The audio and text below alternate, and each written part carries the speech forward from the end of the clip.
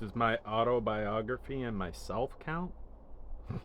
So, if we're talking about my fiction work, obviously, first 3 books that I wrote in the series are all I really have to work with. The rest of my books were like programming books and nonfiction. So, first of all, I'm in this creamy strawberry Coke from McDonald's. It's pretty good. So, in my books, I wrote 2 main characters. There's Derek and Sabrina. They're fraternal twins, and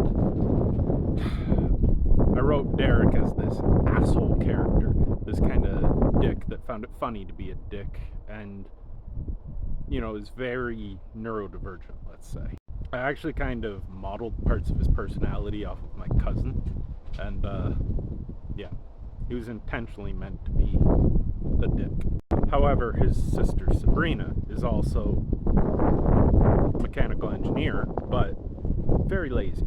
At least I think she was a mechanical engineer. It's been years since I've read my own books. But anyway, she's lazy, doesn't really care, and the route that I intend her for the book that I haven't published yet, The Gods of the Abyss, basically they're all reborn and reincarnated. Essentially, she uses life magic, and life magic basically lets her, I copied this from Naruto and Deep Forest Emergence from Hashirama Senju. Basically, in order for her to avoid conflict, she just hangs out in the woods and she cooks food for herself, does all that kind of stuff, and then when conflict comes around her, she just creates a forest and distances herself from conflict. She's the most overpowered character in the series that refuses to get involved and refuses to love. So, I like her because, you know, I can relate. Now, where her and I differ is she's very intelligent and she's accomplished.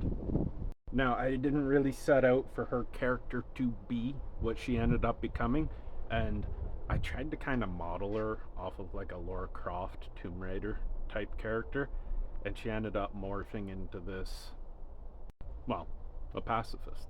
Anyway, her adoptive mother in this series, for her own protection, because life magic is deeply sought after, she places a curse on Sabrina so that she can't, you know, be hunted down. So it leads her to a life of isolation, because anytime anyone tries to touch her, sparks fly. And think of, what's that video game? Tales of Arise, you know, Shion, the female character. Basically, the mother places that on her so that that appears to be her magic rather than the life magic, and it suppresses the type of magic she has. Then something happens where her mother's killed and blah blah blah. She's able to use her life magic, but not to its full extent. And she would be my favorite character that I've written so far.